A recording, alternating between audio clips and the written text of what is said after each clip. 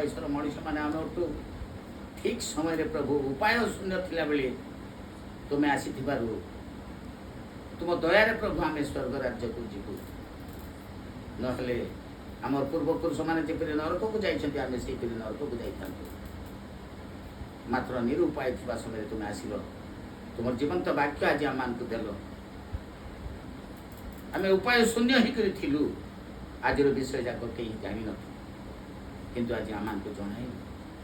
କାହିଁକି ଲୋକେ ମରୁଛନ୍ତି? ଯୀଶୁଙ୍କ କଥା ନ ଶୁଣି ପରମେଶ୍ୱରଙ୍କୁ ବିରକ୍ତ କଲେ ପ୍ରଭୁ ମରୁଡ଼ି ପଠାଇବେ। ପରମେଶ୍ୱରଙ୍କୁ ବିରକ୍ତ କଲେ ପରମେଶ୍ୱର ବର୍ଷା କମାଇଦେବେ। ପରମେଶ୍ୱରଙ୍କୁ ବିରକ୍ତ କଲେ ପରମେଶ୍ୱର ଭୂମିକମ୍ପ କରିବେ। ପରମେଶ୍ୱରଙ୍କୁ ବିରକ୍ତ କଲେ ଅଗ୍ନି ସଦୃଶ୍ୟ ଖରା କରିବେ। ଧନ ସମ୍ପତ୍ତି ଥିଲେ ବି ଖରାରେ ବୁଲି କରି ମରିବେ। ଧନ ସମ୍ପତ୍ତି ଥିଲେ ବି ବନ୍ୟାରେ ଭାସି କରି ମରିବେ। ଧନ ସମ୍ପତ୍ତି ଥିଲେ ମଧ୍ୟ ରୋଗରେ ମରିବେ। ପ୍ରଭୁ ଏହିପରି ଭାବରେ ଜଗତକୁ ତୁମେ ଶାସନ କରୁଛ ପ୍ରଭୁ, ସେଥିପାଇଁ ଧନ୍ୟବାଦ ଦେଉଛ। ଆମମାନଙ୍କର ଧନ ସମ୍ପତ୍ତି କିଛି ନଥାଉ ପ୍ରଭୁ, ତୁମେ ଆମ ପାଇଁ ଥିଲେ ଯଥେଷ୍ଟ। ଆମମାନଙ୍କୁ ଶାନ୍ତି ଦିଅ। ମୋତେ ଦେଇଛ 6ଟା ପିଲା, ଗୋଟିଏ ପୁଅ, 5ଟା ଝିଅ, ଆହୁରି ଗୋଟେ ଝିଅ ଦେଲ, 6ଟା ଝିଅ। এই 6ଟା ଝିଅକୁ ମୋ ଆଖି ଆଗରେ ରଖିଥାଉ ପ୍ରଭୁ। ଏ ଗୋଟେ ପୁଅକୁ ମୋର ଆଖିରେ ରଖିଥିବୁ ପ୍ରଭୁ। ମୋର ନାତି ନାତୁଣୀମାନଙ୍କୁ ମୋ ଆଖିରେ ରଖିଥିବୁ ପ୍ରଭୁ। ମୋର ବିଶ୍ୱାସୀମାନଙ୍କୁ ମୋ ପ୍ରାର୍ଥନାର ବଳରେ ସେମାନଙ୍କୁ ରକ୍ଷା କର ପ୍ରଭୁ। ପ୍ରାର୍ଥନା କରୁଛି ଆମେ ବୁଢ଼ାବୁଢ଼ୀକୁ ରଖିଥିବୁ ପ୍ରଭୁ। ପ୍ରଭୁ ତୁମର ସେବା କରୁଛୁ ବୋଲିକରି ମୋର ବୁଢ଼ୀ ତୁମର ସେବା କରୁଛନ୍ତି ପ୍ରଭୁ। ମୋର ଲୁଗାପଟା ଧୋଇ ଦେଉଛନ୍ତି, ଯଥା ସମୟରେ ଖାଇବାକୁ ଦେଉଛନ୍ତି।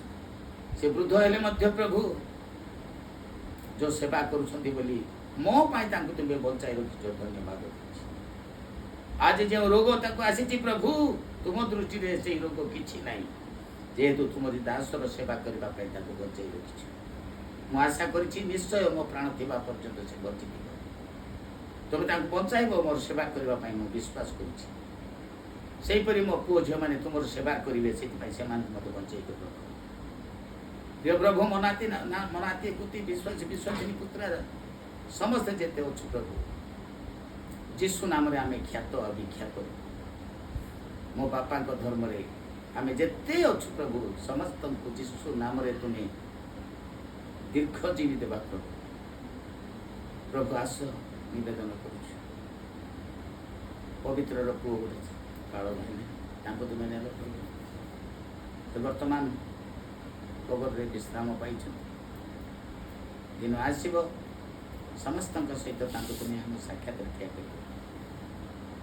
ତାଙ୍କ ଦୁଃଖୀ ପରିବାର ମା ବାପାକୁ ତୁମେ ସାନ୍ତ୍ୱନା ଦେବ ପ୍ରଭୁ। ଆଜି ରାତ୍ରରେ ଆମେ ଯେଉଁ ଖାଦ୍ୟ ଖାଇବୁ, ସେଇ ଖାଦ୍ୟରେ ମଧ୍ୟ ଆଶୀର୍ବାଦ କର। ଖାଦ୍ୟକୁ ଜୀର୍ଣ୍ଣ ଶକ୍ତି କରାଅ, ରାତ୍ରରେ ନିଦ୍ରା ଶକ୍ତି ଦିଅ। ତଦ୍ୱାରା ଆହୁରି ଗୋଟେ ଦିନ, ପବିତ୍ର ଦିନ, ବଡ଼ ଦିନ ଅଛି କାଲିକି। ସେଇ ବଡ଼ ଦିନରେ ପ୍ରଭୁ ତୁମର ସେବା କରିବାକୁ ଆଗେଇବୁ ପ୍ରଭୁ। ସେଇଥିପାଇଁ ତୁମର ସେବାରେ ଆମମାନଙ୍କୁ ବ୍ୟବହାର କର ପ୍ରଭୁ। ତୁମର ସେବା ନ କରି ପ୍ରଭୁ, ତୁମର କଥା ନ ମାନି ପ୍ରଭୁ, ଆଜି ଅନେକ ଲୋକ ମରିଯାଉଛନ୍ତି। ଜଗତ ଛାଡ଼ି ତୁମେ ନେଇଯାଉଛ ସେମାନଙ୍କୁ। ମାତ୍ର ଯେଉଁମାନେ ତୁମଠାରେ ତୁମର ମନର କଥା ଆମେ ଜାଣୁଛୁ, ଦାଉଦ ତୁମର ମନର ମତ ହେଇଥିଲେ। ପରମେଶ୍ୱର ମନର କଥା ଦାଉଦ ସବୁ ଜାଣୁଥିଲେ ପ୍ରଭୁ। ଆଜି ମଧ୍ୟ ତୁମର ବାକ୍ୟ ଦ୍ୱାରା ତୁମର ମନର କଥା ସବୁ ମୁଁ ଜାଣୁଛି ବୋଲି ମୁଁ ତୁମର ମନର ମତ ହୋଇଛି।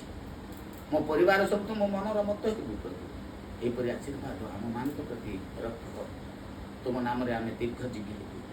ତୁମ ନାମରେ ଆମେ ସ୍ୱର୍ଗବାସୀ ହେବୁ। ତୁମ ନାମରେ ଇହ ଜଗତରେ ଆମେ ଲାଭ ପାଇବୁ, ପର ଜଗତ ମଧ୍ୟ ପାଇବା ପାଇଁ ଯୀଶୁ ନାମ ଆମମାନେ ଛାଡ଼ିବୁ ନାହିଁ ପ୍ରଭୁ। ଆସ, ମୋତେ ଗୋଟିଏ ବୋହୂ ଦେଇଛ ମୋର ବଂଶକୁ ବଢ଼ାଇବା ପାଇଁ। ତୁମର ଇଚ୍ଛା ପାପ କ'ଣ ମୁଁ ଜାଣେ ନାହିଁ, କିନ୍ତୁ ମୁଁ ଆଶା କରି ମାଗୁଛି ମୋତେ ଗୋଟେ ପୁଅ ଦିଅ। ତୁମର ଇଚ୍ଛା ହେଲେ, ତୁମ ଦୟା ହେଲେ ମୋତେ ଦିଅ। ଏହା ହିଁ ମୋର ପ୍ରାର୍ଥନା ଅଛି ବାପା। ମୋର ଶେଷ କାଳରେ ମୋତେ ତାହା ଦେବା ପାଇଁ ସାମୁଏଲ ପୁସ୍ତକରେ ଯେମିତି ଦାଉଦକୁ କହିଥିଲ, ସେହି ପ୍ରକାର ମୋତେ ମଧ୍ୟ କହୁଛ ବୋଲି ମୁଁ ବିଶ୍ୱାସ କରୁଛି। ମୋର ବଂଶକୁ ବୃଦ୍ଧି କରିବା ପରମେଶ୍ୱର ତୁମେ। ତୁମର ବାକ୍ୟ ସତ୍ୟ, ତୁମେ ସତ୍ୟ ବୋଲି ଜାଣି ଏହି ପ୍ରାର୍ଥନା କରୁଛି ମୋ ପୁଅ ପାଇଁ। ମୋ ବୋଉର ଗର୍ବରେ ଗୋଟେ ପୁତ୍ର ସନ୍ତାନ ଦିଅ, ମୋର ବଂଶକୁ ବୃଦ୍ଧି କରିବା ପାଇଁ। ରାଜାମାନଙ୍କ ରାଜା, ପ୍ରଭୁମାନଙ୍କ ପ୍ରଭୁ, ପ୍ରାର୍ଥନା ଶ୍ରବଣକାରୀ ପ୍ରଭୁ, ଦୟା ଅନୁଗ୍ରହକାରୀ ପ୍ରଭୁ, ପାପ କ୍ଷମାକାରୀ ପ୍ରଭୁ, তুমি आमानकर पाप क्षमा कर आमानकर जीवन यात्रा रे आमानकर सहवर्ती हो मोर प्रति झील मान प्रति पुओ को मो नाती मान को मो नातनी मान को विद्या शिक्षा बुद्धि साधन कराओ सत्य मार्ग रे आगु बढ़ाओ शैतान कार्य को विनाश करो अंधकार कार्य को बचाई दियो जेकोसी रोग अच्छी जीशु नाम रे हजि जाओ जीशु नाम रे से रोग लुचि जाओ जीशु नाम रे सुस्थ कर दियो जीशु नाम रे पवित्रता कर जीशु नाम रे आहे आमान स्वर्गस्थ पिता